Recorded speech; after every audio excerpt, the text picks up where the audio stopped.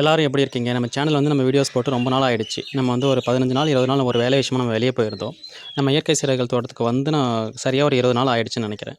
நான் வந்த உடனே நம்ம தோட்டத்துக்கு தான் வந்து பார்த்தேன். அங்க வந்தோனே எல்லாமே வந்து வறட்சி அது நல்லா காஞ்சு போயிருக்கு. தண்ணி வந்து குடுக்கறதுக்கு யாரும் இல்ல.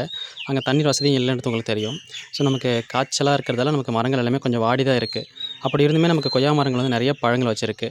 நம்ம ரெகுலரா வரும்போது நம்ம எல்லா பழங்களையும் பறிச்சு எடுத்துருவோம். இப்போ வந்து நம்ம வராத்தால வந்து நமக்கு நெறைய பழங்கள் பழுத்து இருக்க மரத்திலே கீழயுமே நெறைய பழங்கள் உதிர்ந்திருக்கு.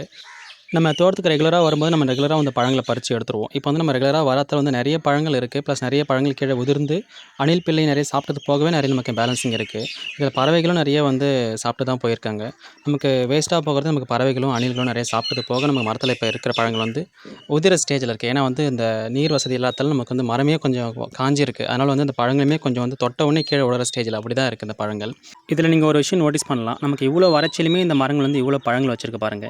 ஆக்சுவலா வந்து நம்ம தோட்டத்தில வந்து நல்லா வறட்சி. நம்ம தோட்டத்திலன்னு இல்ல, தமிழ்நாடு முழுக்கவே நல்லா வறட்சி தான் இந்த இயர் போயிட்டுருக்கு. அது மட்டும் இல்லாம இந்த வருடம் வந்து ஸ்பெஷலா எல்னினோ, லானினோ எஃபெக்ட் சொல்லிட்டு நெறைய எஃபெக்ட்ஸ் வரப்போகுது. அப்கமிங் இயர்ஸுமே நல்லா வறட்சியா தான் இருக்க போகுதுன்னு சொல்லிட்டு இருக்காங்க. இதுவரைக்கும் நம்ம தோட்டத்தில வந்து மழைனாவே நம்ம தோட்டம் வந்து சர்வே ஆயிடுச்சு. இதுக்கப்புறம் நம்ம எப்படியாவது மேனேஜ் பண்ணி தான் ஆகணும். ஸோ நம்ம இந்த வறட்சியிலுமே இந்த மரங்கள் இவ்வளோ பழங்கள் வைக்குதுன்னா, அதுக்கு ஒரே ஒரு காரணம் வந்து இந்த இந்த சீதோஷண நிலைக்கு, இந்த காலநிலைக்கு வளரக்கூடிய நம்ம நிலத்துக்கு இந்த காலநிலையை அடாப்ட் பண்ணி வளர முக்கியமான மரங்கள் வந்து நம்ம கொய்யா மரத்தையும் இன்க்ளூட் பண்ணிக்கலாம். இதில வைக்கிற பழங்கள் வந்து நம்ம மேக்ஸிமம் யாருமே சாப்பிடுறது கிடையாது. ஏன்னா வந்து நமக்கு சீப் அண்ட் பெஸ்ட்டா கிடைக்குதுன்னு சொல்லிட்டு நம்ம அத யோசிக்கிறது கிடையாது.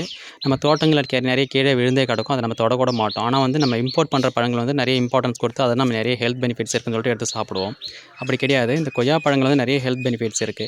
அதில மேக்ரோ நியூட்ரிஷன், மைக்ரோ நியூட்ரிஷன் சொல்லிட்டு நெறைய விஷயம் இருக்கு. ஜிங்க், அயர்ன், கால்சியம்னு ஏகப்பட்ட விஷயம் இருக்கு.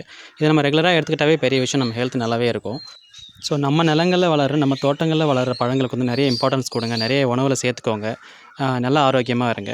நீங்க நம்ம இயற்கை சிறைகள் சேனல் வந்து நெறைய தொடர்ந்து ஃபாலோ பண்ணுங்க. சப்ஸ்கிரைப் பண்ணிக்கோங்க. நம்ம நெறைய வீடியோஸ் பார்க்கலாம். அப்கமிங் வீடியோஸ் வந்து நெறைய இருக்கு. நம்ம தொடர்ந்து இனிமே நம்ம நெறைய வீடியோஸ் போட போறோம். நன்றி.